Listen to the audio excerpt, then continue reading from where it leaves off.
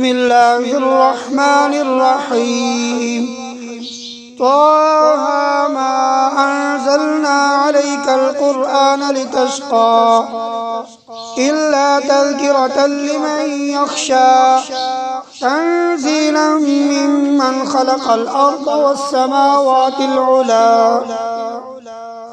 الرحمن على العرش استوى له ما في السماوات وما في الأرض وما بينهما وما تحت الثرى وإن تجهر بالقول فإنه يعلم السر وأخفى الله لا إله إلا هو له الأسماء الحسنى. وهل أتاك حديث موسى إذ رأى نارا فقال لأهلهم كثوا إني آنست نارا لعلي آتيكم منها بقبس أو أجد على النار هدى فلما أتاها نودي يا موسى إني أنا ربك فاخلع عليك إنك بالوادي المقدس طوى وأنا اخترتك فاستمع لما يوحى إنني أنا الله لا إله إلا أنا فاعبدني وأقم الصلاة لذكري إن الساعة آتية أكاد أخفيها لتجزى كل نفس بما تسعى فلا يصدنك عنها من لا يؤمن بها واتبع هواه فتردى وما تلك بيمينك يا موسى قال هي عصاي أتوكأ عليها وأهش بها على غنمي ولي فيها مآرب أخرى قال ألقها يا موسى فألقاها فإذا هي حية تسعى قال خذها ولا تخف سنعيدها سيرتها الأولى واضمم يدك إلى جناحك تخرج بيضاء من غير سوء آية أخرى لنريك من آياتنا الكبرى اذهب إلى فرعون إنه طغى قال رب اشرح لي صدري ويسر لي أمري واحلل عقدة من لساني يفقهوا قولي واجعل لي وزيرا من أهلي هارون أخي اشدد به أزري وأشركه في أمري كي نسبحك كثيرا ونذكرك كثيرا إنك كنت بنا بصيرا قال قد أوتيت سؤلك يا موسى ولقد مننا عليك مرة أخرى إذ أوحينا إلى أمك ما يوحى أن اقذفيه في التابوت فاقذفيه فليلقه اليم بالساحل يأخذه عدو لي وعدو له وألقيت عليك محبة مني ولتصنع على عيني إذ تمشي أختك فتقول هل أدلكم على من يكفله فرجعناك إلى أمك كي تقر عينها ولا تحزن وقتلت نفسا فنجيناك من الغم وفتناك فتونا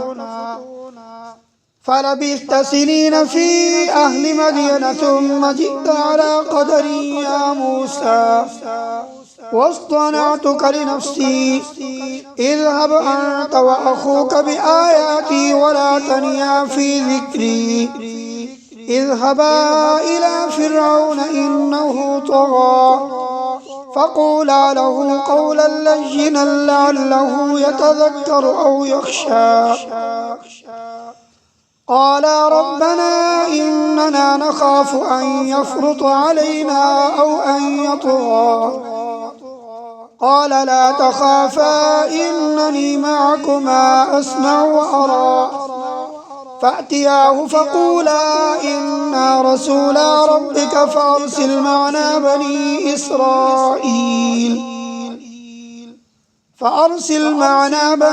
إسرائيل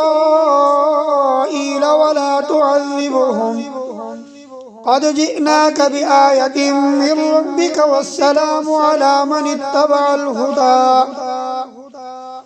إنا قد أوحي إلينا أن العذاب على من كذب وتولى قال فمن ربكما يا موسى قال ربنا الذي أعطى كل شيء خلقه ثم هدى قال فما بال القرون الأولى قال علمها عند ربي في كتاب لا يضل ربي ولا ينسى الذي جعل لكم الأرض مهدا وسلك لكم فيها سبلا وأنزل من السماء ماء فأخرجنا به أزواجا من نبات شتى كلوا وارعوا أنعامكم إن في ذلك لآيات لأولي النهى منها خلقناكم وفيها نعيدكم ومنها نخرجكم تارة أخرى ولقد أريناه آياتنا كلها فكذب وأبى قال أجئتنا لتخرجنا من أرضنا بسحرك يا موسى فلنأتينك بسحر مثله فاجعل بيننا وبينك موعدا لا نخلفه نحن ولا أنت مكانا سوى قال موعدكم يوم الزينة وأن يحشر الناس ضحى فتولى فرعون فجمع كيده ثم أتى قال لهم موسى ويلكم لا تفتروا على الله كذبا فيسحتكم بعذاب وقد خاب من افترى فتنازعوا أمرهم بينهم وأسروا النجوى قالوا إن هذان لساحران يريدان أن يخرجاكم من أرضكم بسحرهما ويذهبا بطريقتكم المثلى فأجمعوا كيدكم ثم أتوا صفا وقد أفلح اليوم من استعلى قالوا يا موسى إما أن تلقي وإما أن نكون أول من ألقى قال بل ألقوا فإذا حبالهم وعصيهم يخيل إليه من سحرهم أنها تسعى فأوجس في نفسه خيفة موسى قلنا لا تخف إنك أنت الأعلى وألق ما في يمينك تلقف ما صنعوا إنما صنعوا كيد ساحر ولا يفلح الساحر حيث أتى فألقي السحرة سجدا قالوا آمنا برب هارون وموسى قال آمنتم له قبل أن آذن لكم إنه لكبيركم الذي علمكم السحر فلأقطعن أيديكم وأرجلكم من خلاف ولأصلبنكم في جذوع النخل ولتعلمن أينا أشد عذابا وأبقى قالوا لن نؤثرك على ما جاءنا من البينات والذي فطرنا فاقض ما أنت قاض إنما تقضي هذه الحياة الدنيا إنا آمنا بربنا ليغفر لنا خطايانا وما أكرهتنا عليه من السحر والله خير وأبقى إنه من يأت ربه مجرما فإن له جهنم لا يموت فيها ولا يحيا ومن يأته مؤمنا قد عمل الصالحات فأولئك لهم الدرجات العلى جنات عدن تجري من تحتها الأنهار خالدين فيها وذلك جزاء من تزكى ولقد أوحينا إلى موسى أن أسر بعبادي فاضرب لهم طريقا في البحر يبسا لا تخاف دركا ولا تخشى فأتبعهم فرعون بجنوده فغشيهم من اليم ما غشيهم وأضل فرعون قومه وما هدى يا بني إسرائيل قد أنجيناكم من عدوكم وواعدناكم جانب الطور الأيمن ونزلنا عليكم المن والسلوى كلوا من طيبات ما رزقناكم ولا تطغوا فيه فيحل عليكم غضبي ومن يحلل عليه غضبي فقد هوى وإني لغفار لمن تاب وآمن وعمل صالحا ثم اهتدى وما أعجلك عن قومك يا موسى قال هم أولئك على أثري وعجلت إليك رب لترضى قال فإنا قد فتنا قومك من بعدك وأضلهم السامري فرجع موسى إلى قومه غضبان أسفا قال يا قوم ألم يعدكم ربكم وعدا حسنا أفطال عليكم العهد أم أردتم أن يحل عليكم غضب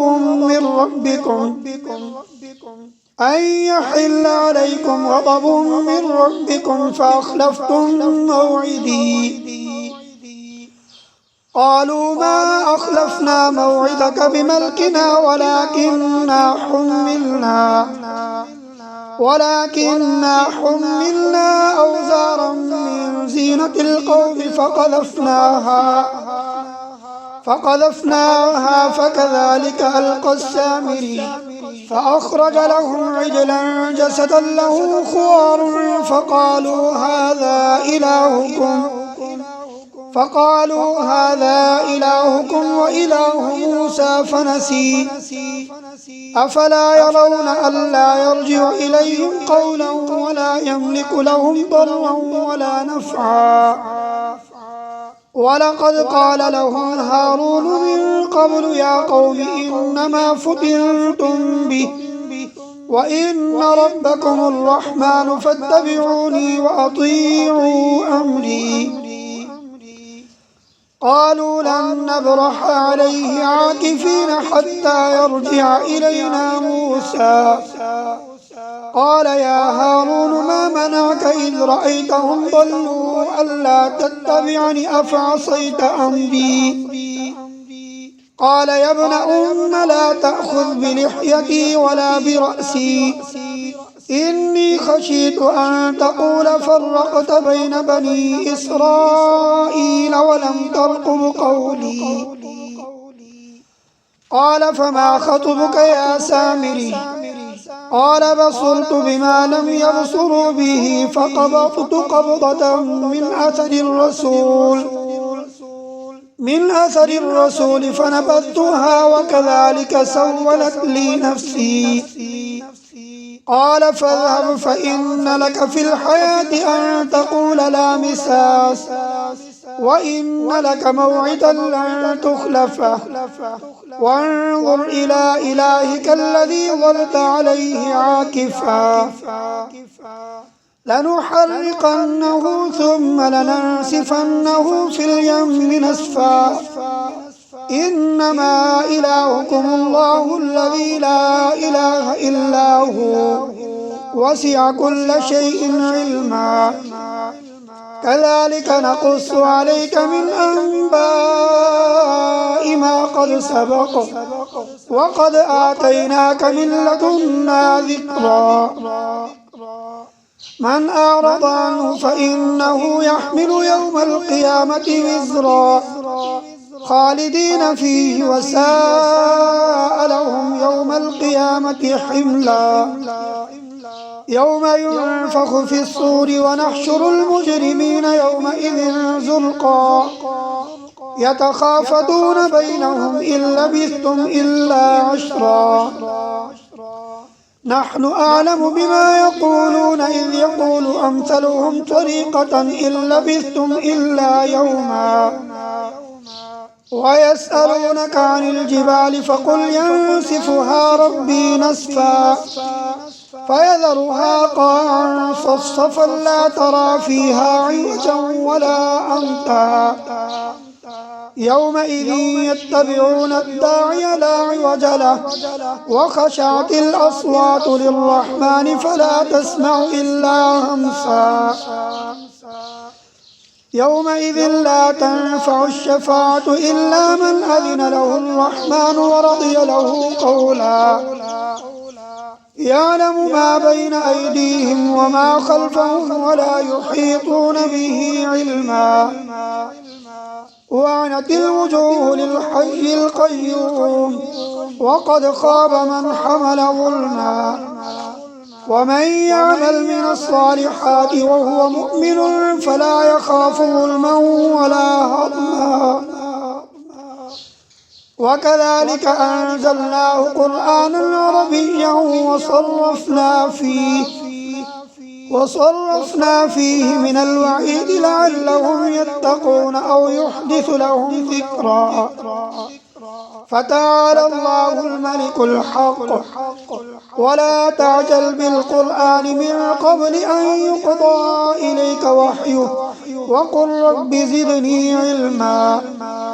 ولقد عهدنا إلى آدم من قبل فنسي ولم نجد له عزما وإذ قلنا للملائكة اسجدوا لآدم فسجدوا إلا إبليس أبى فقلنا يا آدم إن هذا عدو لك ولزوجك فلا يخرجنكما من الجنة فتشقى إن لك ألا تجوع فيها ولا تعرى وأنك لا تظمأ فيها ولا تضحى فوسوس إليه الشيطان قال يا آدم هل أدلك على شجرة الخلد وملك لا يبلى فأكلا منها فبدت لهما سوآتهما وطفقا يخصفان عليهما من ورق الجنة وعصى آدم ربه فغوى ثم اجتباه ربه فتاب عليه وهدى قال اهبطا منها جميعا بعضكم لبعض عدو فإما يأتينكم مني هدى فمن اتبع هداي فلا يضل ولا يشقى ومن أعرض عن ذكري فإن له معيشة ضنكا ونحشره يوم القيامة أعمى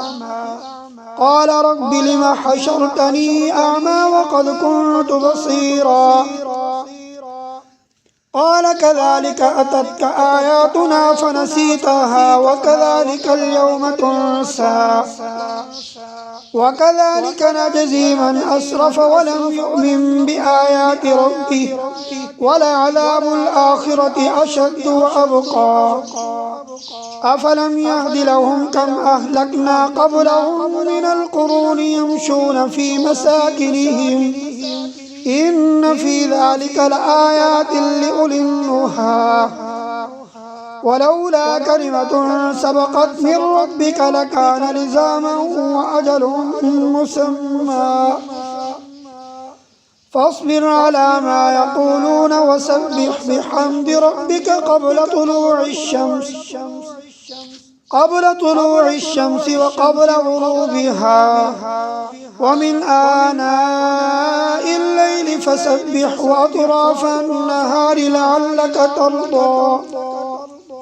ولا تمدن عينيك إلى ما متعنا به